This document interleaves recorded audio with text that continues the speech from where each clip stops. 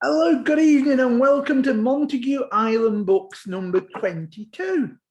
And I'm very pleased to have got two guests tonight with us. Our author she'd had her first share of hardships, but she'd allowed her life experiences to shape her into becoming an inspiration to others as her passion for writing shines through. And that can be seen in her first novel, In the Blink of an Eye. She's a mother of 3 children and she lives in Kent. As I say, first book she had out was In the Blink of an Eye. We're very happy to be celebrating today the paperback publication of Paving the Way. And as I'm sure she'll explain to us later, she's currently working on her 3rd book in the series, Freedom in Chains. Now, she's a very clever lady. Not only does she write books, but she also is a guardian for a granddaughter, Bethany, who is deaf with cochlear ear plants. She's qualified at level 2 in British Sign Language, and along with Bethany, they have their own Facebook page called Fun with Sign. And if the program will let me, I'm going to try and play a little bit of this for you. We've never done this before, so I am going to see if it will let me do this. So Good afternoon, everyone. Today I'm with Simon and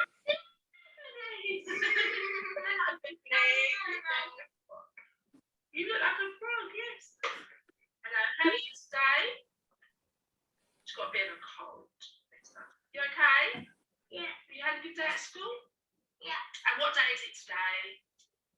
Thursday. Okay, so happy Thursday, everybody. Okay, so now we have 4 new signs that stand up straight that are opposite each other. And this is the last day we're going to do the opposites. Next time we are going to be doing different types of food. That would be interesting. Okay, Bethany? Okay, so have you been exercising those signs in hand? Yeah. Yeah? Okay, so the first sign, Bethany, can you tell us how to sign big? Okay. Big. But a little bit. Big in the square so people can see it. Big. And the opposite to big is little. So what is the sign for little? And also little bit. A little bit. You're good at that. Yeah, we wasn't little bit. Sign that one. Okay.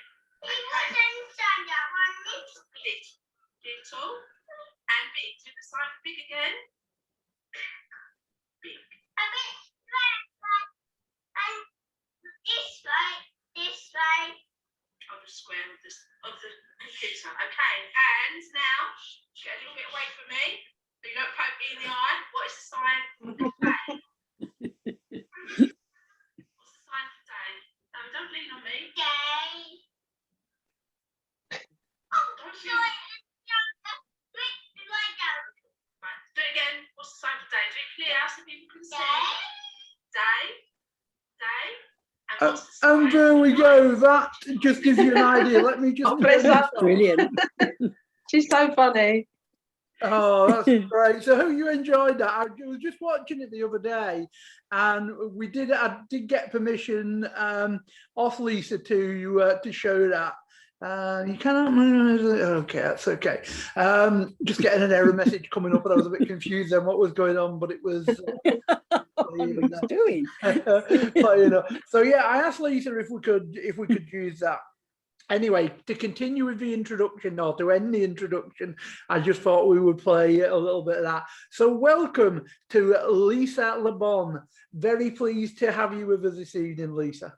Oh, hello, Joe. It's nice to meet you. It's nice to meet you on here. Yeah, it's very nice. Thank you for the invite. No problem. It's lovely to have you. We've had emails backwards and forwards and Facebook messages, but we finally got you. So that's great. Yes. Yeah, I've been looking forward to it. It's been good. Great. So do you want to tell us all about your books and, you know, add to anything that I may have got wrong, and, you know, let anyone listening or watching where they can contact you and where they can buy your books. Yeah, okay. Well, I'm writing a trilogy, and as you've already said, I've got the first 2 books written and they're all out there available to buy, and I am writing the 3rd book. It all started, hey, the blink of an eye. And I have got the second one, and that is the second one, Paving the Way. And look, it is so, I'm so pleased with it. I only got it yesterday. I went up to Birmingham to collect them. So yes, I'm so pleased. But it started off as just one book, really. Something amazing happened to me on a holiday when I went away to Skiathos in one of the Greek islands. And I fell in love with a Greek man. His family owned the hotel that we stayed in. And it was just a whirlwind romance. It was beautiful. I've never experienced anything like that. I had never experienced, and I haven't still experienced anything like that since. But it was just such a wonderful time. And people used to say to me, you know, you should write a book. They called me Lisa Valentine. And we just had an amazing couple of weeks away. So when I got back, I decided that I was going to write this book. So it did start out to be one book, but I started to write it. I think I must have wrote, I don't know, about 7 chapters or something. I don't know, can't remember now. But then life sort of took over, and a lot of things did happen, and the manuscript was just put away. And then I think I had a granddaughter come along then, and she was 2, and I just happened to be looking. I'd moved as well a couple of times, and I just happened to be looking in my drawers in my bedroom for some paper for her to do some drawing, and I found my manuscript. Wow. And I started to read it, and it was a little bit explicit, I must say. I always say it's like Jackie Collins, but I don't know if people know Jackie Collins now, but or 50 Shades of Grey, I suppose you could say. It was a little bit explicit, but in that time, I had 2 major life-changing experiences, and one of them was that I'd become a Christian, and the other one was losing my son. So these 2 things are obviously big life-changing events, as I said. I forgot where I was then. So I found this. So I didn't want it to be explicit, you know. I thought, no, it didn't feel right to be explicit. But my friend Chris, who is here with us tonight, I said to her about the book, and she said, "Oh, give us a look." So I sent it over to her, and I give it to her just to see what she thought, and she thought it was really good, and she encouraged me to carry on with it. So I rewrote it, or rewrote the bit that I'd already done, then carried on, and it became 3 books. So the first 2 books, I think I must have finished writing them within 18 months, I suppose, because it just seemed to flow, because I had the experience of what had happened when I went away. It's not just about the love story. That is a major part of the major theme of the book, but other things have happened as well in it. And it's just been an amazing journey, really, and it's helped me as well, funny enough, because even then there was a grieving period after well, I can't really say too much actually, because you've got to read the stories, but it's helped me, because because of being a writer, I've always loved to write, and it's been my way of expressing, like many other writers, because I was never good at expressing myself. So the only way I could do it was writing things down. So even I used to bottle feelings up all the time, and just getting those feelings out on paper just really helped me. And it is a good story. It's a really good story. So there's a lot happens in those 2 weeks. But it's not. I'm about a third of the way through now, and I've got to admit, when I first started it, I thought this is going to be a romance, and I thought I don't like romances, but it's not to me. To me, it is. It shows. I don't know you that well, only from Facebook and, you know, the emails, but I feel like your character is somehow portrayed within the book as well. it's a difficult thing to explain, but when you don't know somebody, but you feel like you do by reading the book. And also it's very much about character. It's not. I don't think it's so much about the romance. Well, certainly in where I've got up to now in the third way through, it's more about the characters. So it's the characters. It's like people watching, but in a book. Yeah. You know, Wow, how I would describe it in a sentence. People watching in a book. That's true. So it is true. You were saying it's like a trilogy. So do they lead on in a sort of time scale? Yes. Yeah. Well, in the beginning, it was the most wonderful experience, a love experience. I had that, and then we got made homeless. Wow. Then my son got into the wrong crowd. He ended up getting, this is my eldest son, he ended up getting on drugs, and he ended up going to young offenders, and that is where he found God, in the young offenders. So that all happened in 4 years. So I think probably the first 2 books are mainly what happened in those 4 years. No, sorry, the third one goes into her losing a child. That isn't until the third one. But I think the third one is probably up until now. I don't really know. I don't quite know how it's going to pan out, because that's one of the amazing things that I found about writing. Not so much on the first one, but the second.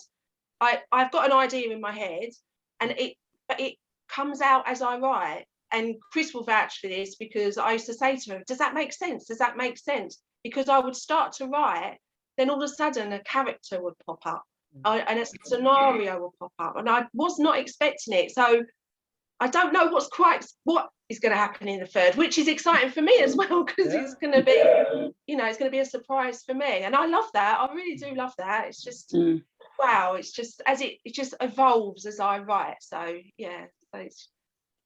So I don't know how the third one is going to end. So. As you say, that makes it interesting for you. So do you tend to find that you carry a notebook around with you and scribble things down when they come to you, or do you have are you one of these people that can sit at the computer desk and the words will flow once you've got the idea? I don't write things down, but I get ideas. Like one of the ideas that I had for the second book, I was cutting the grass, and because my brain, I was saturated in my book for the whole time I was writing it, so it was on my brain all the time.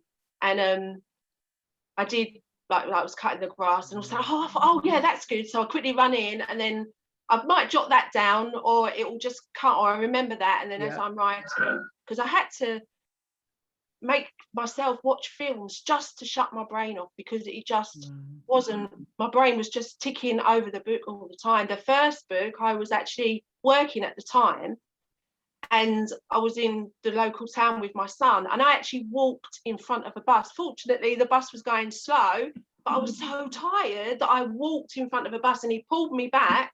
He's like, what are you doing? I was like, oh my gosh, because I was so tired. But the second one, I wasn't working. So, because I would just go through the night. Once it started, then I would just go.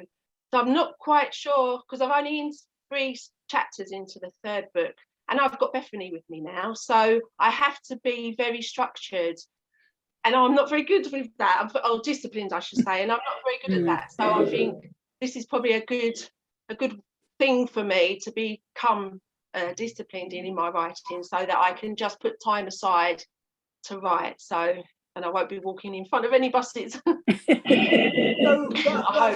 a great story. So basically, on the books, for somebody who hasn't read them or hasn't seen sort of reviews and what have you, how would you explain sort of book 1 leading into book 2 without giving any spoilers away?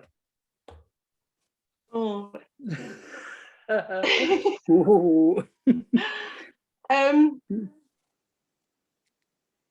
I don't know.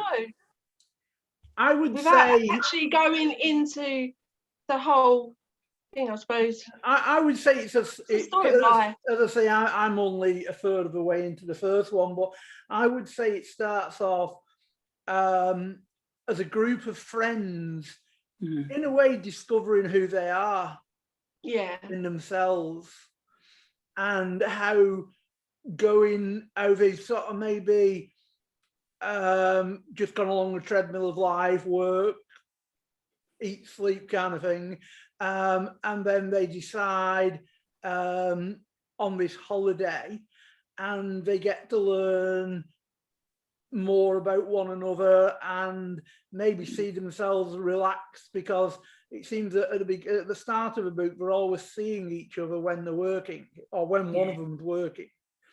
And I think the holiday gives them an opportunity to discover more about their friends and more about themselves.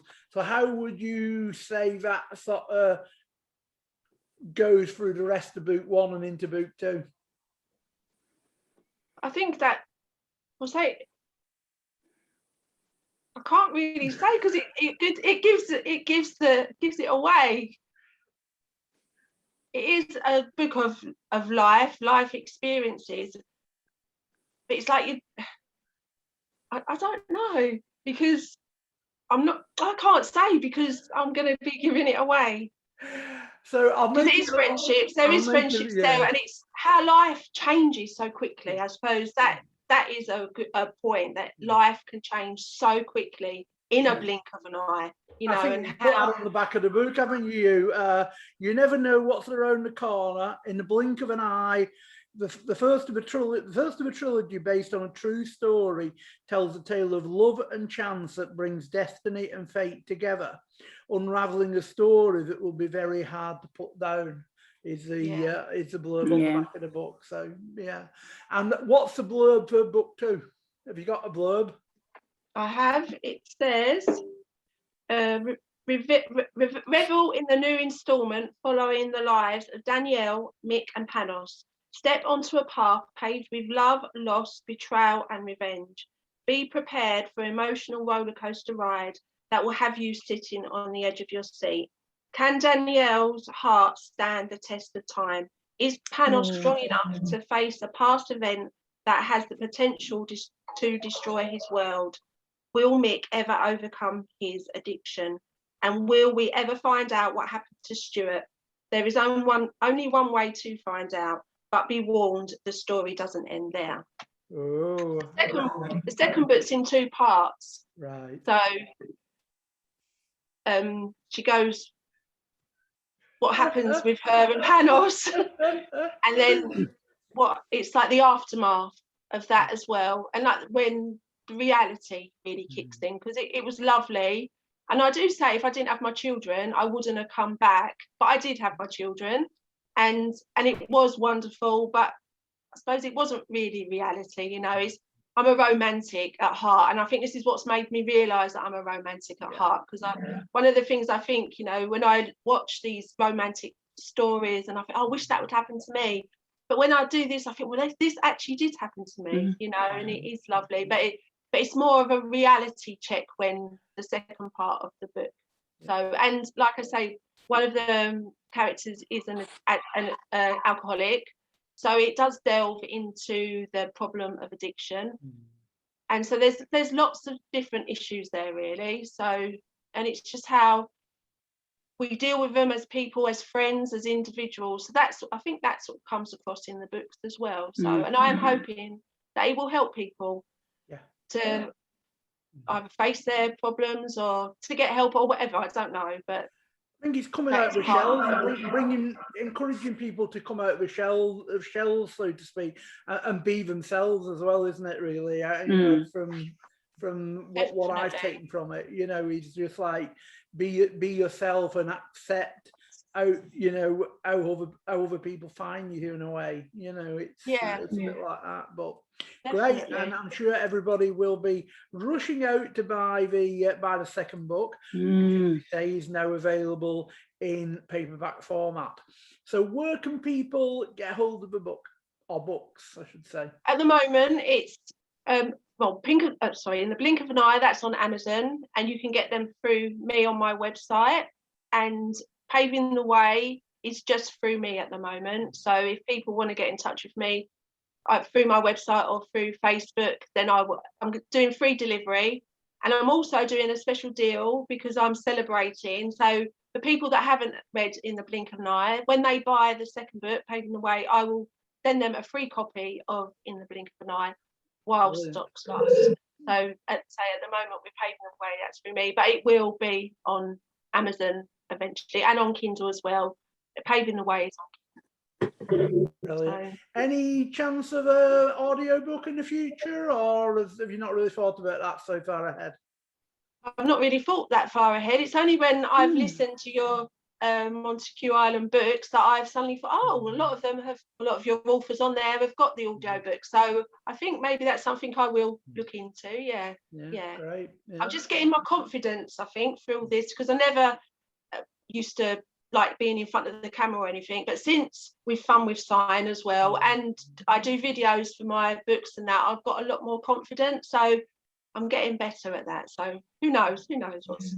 And you just mentioned about your videos for the book. So tell us about where people can sort of meet you. Well, not actually meet you, but where they can connect with you on social media and website. Okay, the website is www.lisalabon.co.uk, and I am on Facebook on Lisa Labon author, and I am on Twitter, which is Lisa Labon.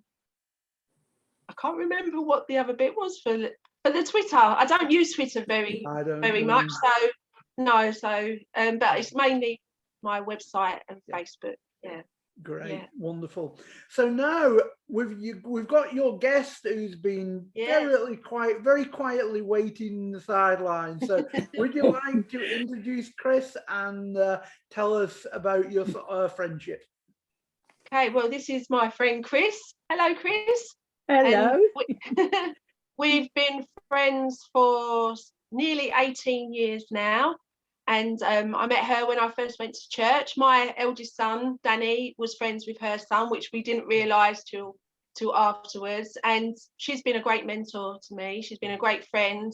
She's been a mentor spiritually, and she's been a mentor with my book as well. She's been such an encourager, because I'm not very good confidence. Well, I said I'm getting better, but I've never been very confident in myself, in my writing. And she's always, even today, even up until today, you know, she's just such a good encourager, and she's a good encourager to everyone, really. Yeah, she's like a little, not a little, but she's a little mother to me. She's been like a mother to me. So yeah, she's lovely. Just lovely. She's a lovely lady. Well, that's a great introduction. So good evening, Chris. Good evening. Nice to meet you. Nice to meet you too. So do you want to add anything? To what Lisa said? What about myself? No. That was really lovely. Thank you, Lisa. Yeah, that was great. So as I say, it's lovely to have both of you here this evening, and we will now get you ready to whisk you off to Montague Island. Ooh. Now, for yourselves and for anyone who's maybe listening for the first time, Montague Island is a fictitious island off the coast of Cumbria, and it was created by Mike Craven, M.W. Craven, and that's where I sort of came up with sort of part of the name from. So that's where Montague Island actually is. It's off the coast of Cumbria, and you will be taking along with you 7 books, each of your own choice, a CD, a DVD, a favourite food or meal, and also a luxury item. And when you get on the island, waiting for you will be a Kindle with a sort of imagined copy of all the M.W. Craven books in homage to Mike. So there we go. So that gives you a bit of an idea about about the sort of the layout of the show. So first of all, we will look at your books. So Lisa, what's the first book you've chosen to take with you? Okay, it is Little Women. Yep. And I've chosen that because it was one of my first books or novels that I'd read when I was a young girl, and I just loved the story, and I just imagined being Jo. That she was my favourite character, and I just loved that. And I love the film, but it was the one with, I can't remember. June, is it the old one with Elizabeth Taylor in, and I love the film as well. So that was my favourite sort of, copy of the film. So yeah. Have you read the book recently? Is it a book you've gone back to? Not for a long time. Not for a long time. No. Yeah. But I think I would like to read it again. So that's what I would take with me. Yeah, The classic read, book. Well, that's great. It's Yeah. a nice one to start with. And Chris, what about you? What would you take as your first book? My first book would be Lisa's book. And I would take that book because both of them actually. No, I'm only allowed one. No, I would take the first one because when you're on a desert island, I can imagine that you could really go off in your own head and what have you. And Lisa's book brings you back into reality. It's a book, as you said rightly, about character building, and it's about the people in the book. And it helps you to be able to come back into reality, that life isn't always a bubble of joy, and on a desert island it's going to be hard. And it would help me to be able to sustain myself and not sort of go off on a head jar sort of thing. So Lisa's book is my first choice. Great, wonderful choice. And I'm sure Lisa will be pleased about that. Yeah. So that's great. So what's your second book going to be, Lisa? Okay, my second book would be Firefly Lane. Now, I saw this on Netflix. They had season 1 on Netflix recently, and I was consumed in it. It was brilliant. And I think the last episode, it was a cliffhanger, and you was like, what happens next? And I looked it up online, and it didn't look, they wasn't sure whether they was going to do a season 2. And I was so upset, and I thought there's got to be a law against that, getting us all het up. It was such a good series. Then I found the book, so I thought I would read that to find out what happens between these two very good friends that were no longer speaking to each other. So that would be my second choice. So have you read the book yet, or is this just for when you go on the island? I haven't read it yet. No, I don't know. But that would be, I would catch up with that on the islands. Yeah. So it'll be interesting to see the difference between the book and the TV series. Yes. Great. It's always best to read the book first, isn't it? But I'm going to do it back to front this way. But yeah. I would love to know what happened. Maybe that was the idea. Maybe we think, well, we'll just tease them with a second series to encourage them to go home and buy the book. Probably, because it works with me anyway. And my daughter and her friends. And Chris, what's your second book? Mine would be Shadowhunters. I've just watched the series on Netflix, and I've just started the first book, Bones and versus Bones or something, but it's all about vampires and werewolves. and these shadow hunters are the ones that keep the world in place. So they're the ones that go about killing and goodness knows what not. But I really love the series, and unfortunately they're not making any more, but the book goes in more depth, because you always know in a series you can't hear what the characters are thinking, whereas in a book you can actually, the author will take you into, well, Jace was thinking this and Clary was thinking that. So I would take that because I could read that over and over and not get bored. So that would be. What did you do first? Did you watch the TV series or read the book? Yes, yeah. And the book is a bit different, but it's not too different. It's doing my head in. It's keeping more or less, just, I suppose in the series they have to make it more exciting for you, whereas in the book it's more solid. So yeah, there is still the bits in of both. So yeah, I'm enjoying it. Brilliant. I am. Good. Sounds interesting. And so we're now on to book number 3. So what have you got next for us, Lisa? Okay, my third choice would be Where the Crawdads Sing, Delia Owen, and I've not that long ago read that. I'm on a few book clubs on Facebook, and I see this book kept popping up, and I loved it. I really did, and I think that would be a book that I could read over and over again. I really did enjoy. I enjoyed the way that she wrote. I felt like I was the character. I really could relate to this character.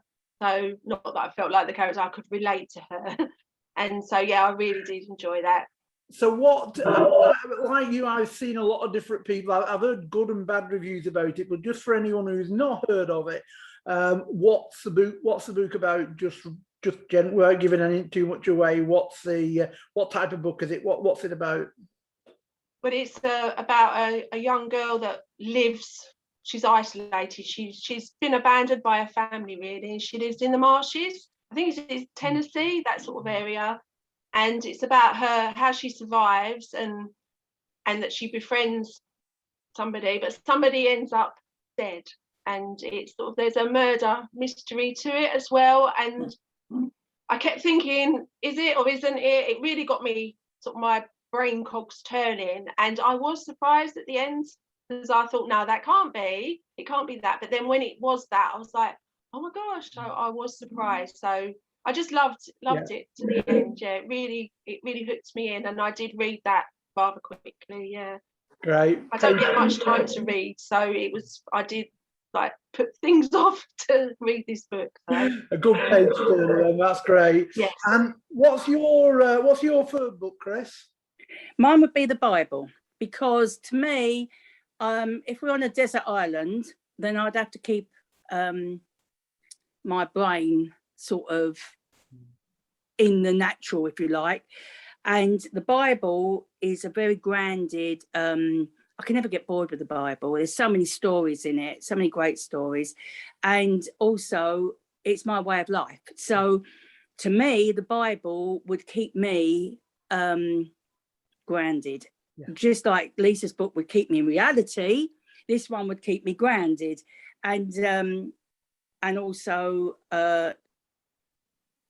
it's just good to read. I just love reading it. So yeah, that's my third book. That gives you your daily nourishment, so to speak. That's the one. Yeah. Yes. That's great. Well, yeah, that's wonderful. And so we're now on to book number 4. What's your next book, Lisa? And mine would be the Bible as well. That is in my list, the Bible, and for the same reasons, and it keeps my spirit alive. So because it being on an island all by yourself, I think you would need to keep, because I think you'd go a bit doolally, and that would keep me grounded and keep my spirit going and give me hope and keep me going. Yeah, so that would be my fourth choice. And it's wonderful that you've both chosen the Bible, and that's really sort of what from what you were saying earlier, that's what connected you both initially. So that's nice to hear. And Chris, what's your fourth book going to be? Mine would be The Great Works by Smith Wigglesworth. He was a Christian back in the early 1900s, and he was quite a character, actually. And he sort of done healing ministry, but he used to punch people in the stomach, and then if they had a tumor, it would just disperse, and all things like this. Oh. And he is such a character that on a desert island, I think I'd need a character that sort of you could think, whoa, what? And know that there's still miracles happening and things are still going on. And this book is just like the Bible. It's inspiring. That's the word. It's inspiring. Great. That's a different one, and that sounds very interesting too. So we're now down already to book number 5. So what's your next one, Lisa? Well, mine would be Corrie ten Boom, and that's The Hiding Place. And I don't know if you know of Corrie ten Boom, but she was a Dutch lady. She was I think she was in her 20s in the war, and she lived in Haarlem in Holland with her family, and they took in Jewish people. They hid a lot of Jewish people. Her house now is a museum, but they was a Christian family, and I think most of her family was put into the concentration camps. and her sister died while she was in there, and her father died. And it's, again, same as what Chris said about the Smiths Wigglesworth. There were so many miraculous things that happened to her, and I know I'd like to be reminded that there was a lot of miracles that go on, and it's a very inspirational book. So yeah, that would be that choice. Yeah. So you're both going to be very inspiring while you're spending your time on the. We're not going to go mad. Spending your time on the island. That's great. So, Chris, what's your fifth book? Well, now we're getting down to the nitty gritty. We're on a desert island.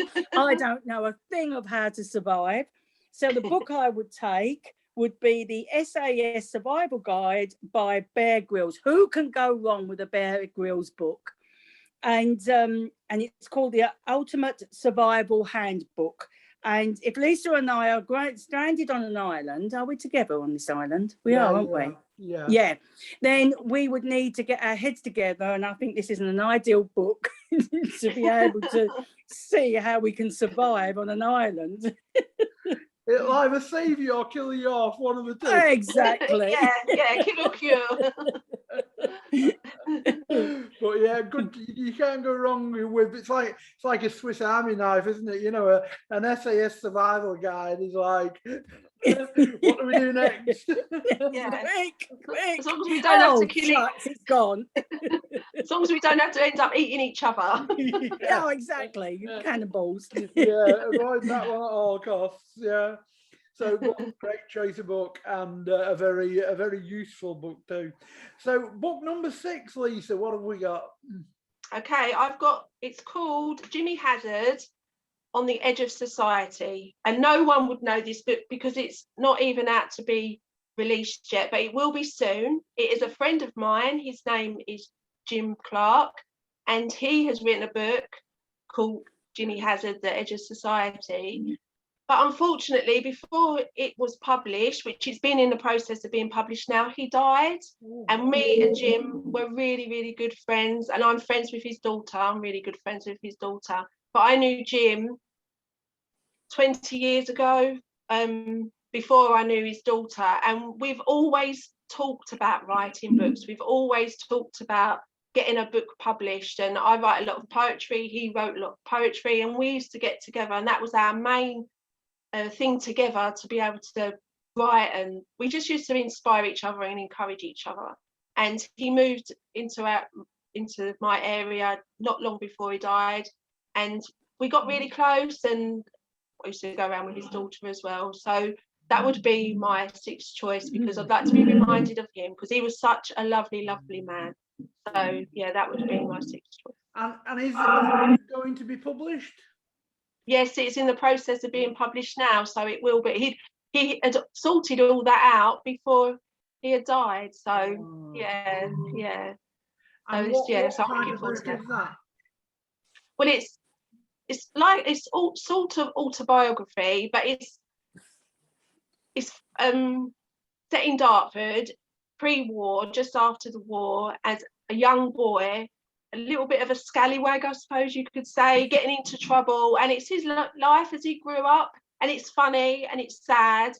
And I know a publisher had spoken to him before and said that it would make a really good sitcom, and it's got that sort of tone to it, you know. So there's lots of different ups and downs, but you can't. One minute you want to slap the boy around back of the head, and the next minute you want to give him a big hug. It's one of them. So yeah, I'm looking forward for that to be out on release. And I actually did the editing on that one, so I got to read it through. So yeah, I'm really looking forward to it. So you're doing editing as well. Yes, yeah, well I'm there, yeah. Well, we'll certainly look out for that book coming out, because it does sound very special book, that one. So I've made a note of that. So Lisa, Chris, what's your book number 6?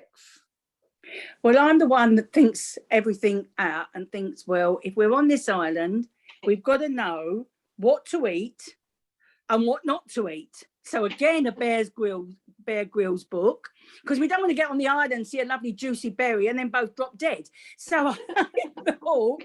I'd get a book on what we can and can't eat, and then we know we're safe, because Bear Grylls, you can't go wrong. And yet again with Bear Grylls. So that's my choice. I like the idea of that. I don't think you'll get too much variety on an island off the coast of Cumbria, because it's a bit cold and it's a bit windy and it's a bit radioactive as well, probably. Oh, lovely, Lisa. Are you hearing this? We have a ready brick. There's that book out the window then. But I like the idea. I like the idea behind that one. So your suitcases are starting to get quite heavy now as we come to the last book. So Lisa, what's your book number 7 going to be? Okay, well, this is the survival one, because I know nothing about being on an island. So, and it's the Bushcraft 101, a field guide to the art of wilderness survival. I found that on Amazon, and it looks very good and very interesting and very sort of life-saving. So that was what I would take with me. Great. Because I wouldn't have a clue. And hopefully you'll get to know what to pick and what not to pick, and what you can eat and what you can't eat. Yeah, exactly. Yeah. How to build a fire. To build a fire, yes. Yeah. And a shelter. That's what I've written, a shelter. If it's windy, I want a shelter.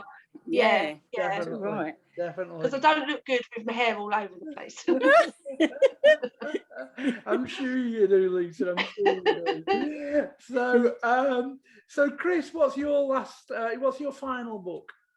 Well, I'm boring. My final book is How to Catch Fish, Animals, Skin Them and Cook Them. I've got to know all these things. I've got to survive. My stomach is important. So I have to know what's going on here. So that's my final book. It's not boring. Survival and cooking books. You two will be laying on a banquet on this island. Yeah, come on, I've got the right partner there. Yeah. Certainly have. Right. And I think the food choices are going to be very interesting when we come to them. I might have to change mine now. But a great selection of books from you both. They're very from the Bible to an SAS survival guide. What more can you say to that? So that's great. So thank you for bringing those books along. So next, we believe that on this fictitious island there is about an hour a day of electricity. That's all you get, is about an hour a day. But there is a CD player and a DVD player on the island. So you're allowed to take a CD with you. Now, the CD can be, it can be your general music CD. It can be maybe an audio book on CD, or, whatever else you might want to put on CD. So, Lisa, what would your CD be? It'd be a compilation. I would make up a compilation. It would be worship music, because I love my worship music, and songs that are sort of special to me, that remind me of home as well. There's a lot of the old 60s that I like. I didn't really like the 70s, but there's a lot of 60s and 80s as well. So I do be doing a lot of reminiscing. Hopefully it won't make me too homesick. You probably will, thinking about it now as I'm talking. But yeah, it would be a compilation. Yeah. So it would be your own playlist kind of thing that you would you put on CD, which is great, because every song will have its own meaning to you then, won't it? So that's really good. Yeah. And Chris, what's your CD going to be, Chris? The same. I would have a mixture of worship, and I like the 60s. Well, obviously I like the 60s. I was brought up in the 60s. The 60s, and I like some of the 70s, actually, early 70s.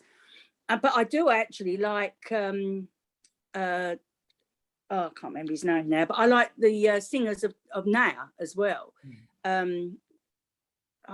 was that black man that sang that song, Lisa?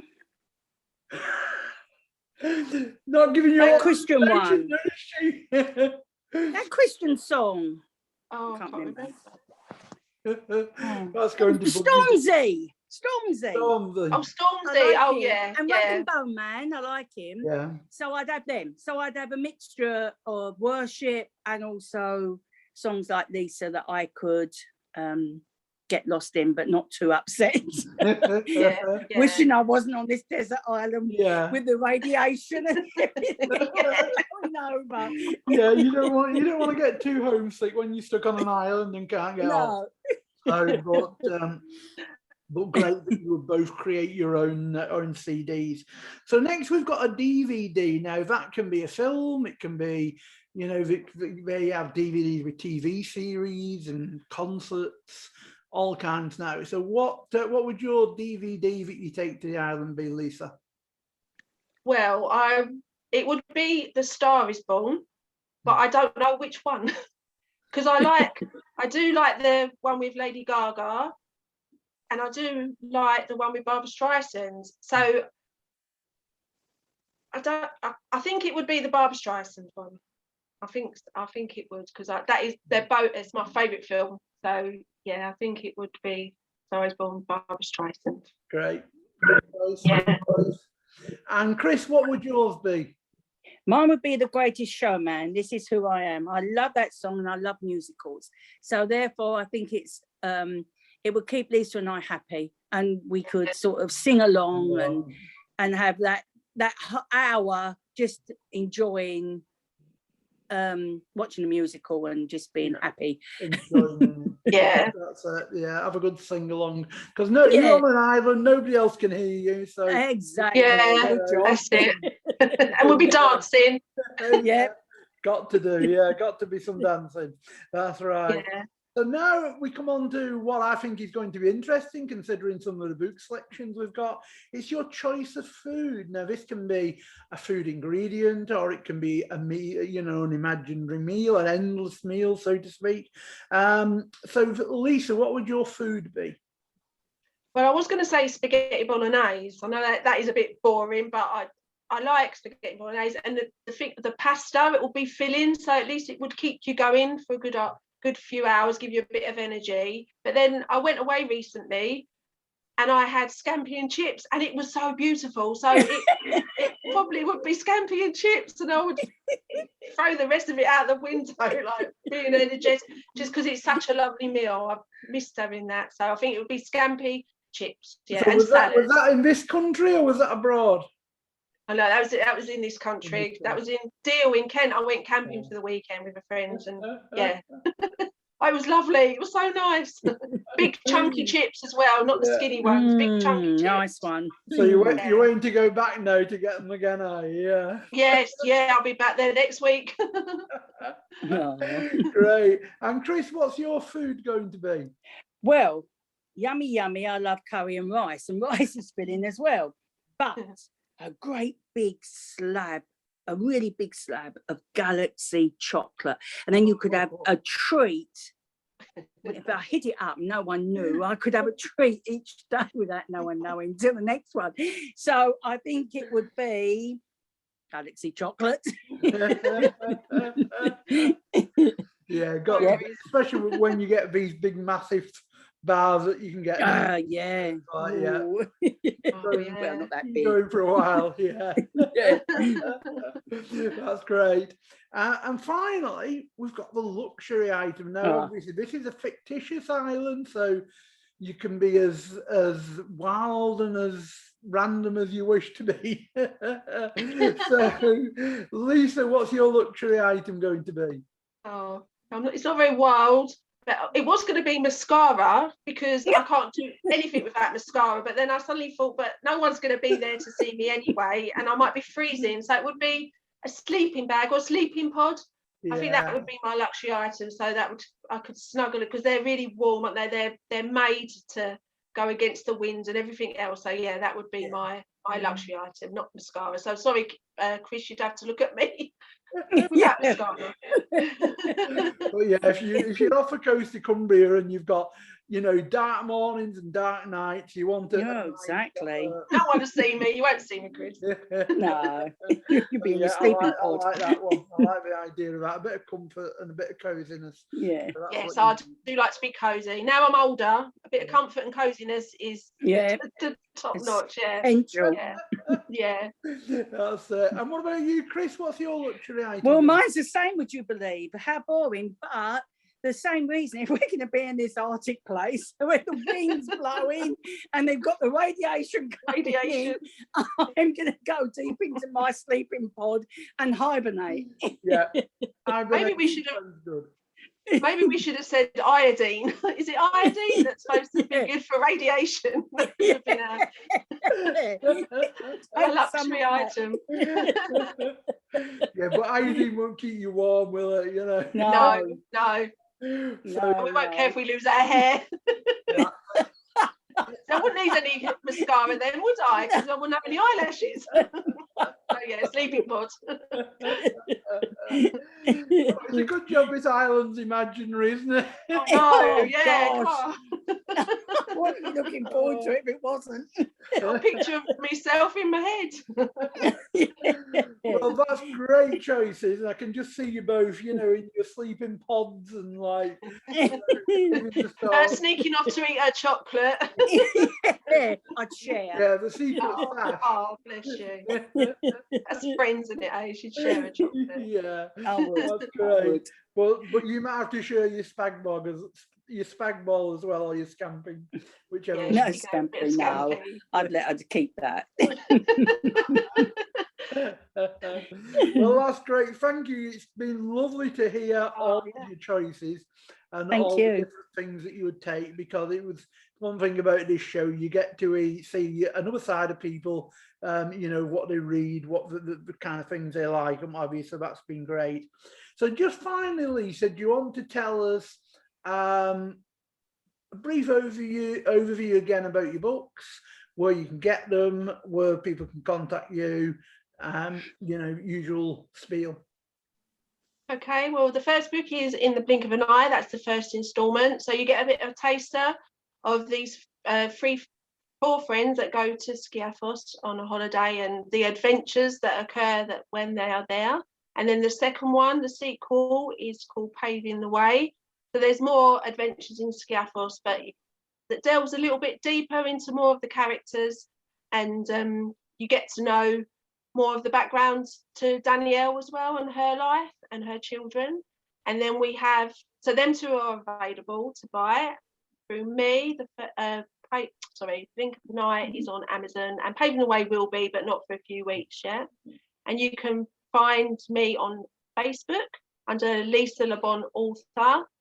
And I've got a website, www.lisalabon.co.uk. So you can always send me a message either on Facebook, or you can email me through my website, and you can buy my books through my website, and it's all secure.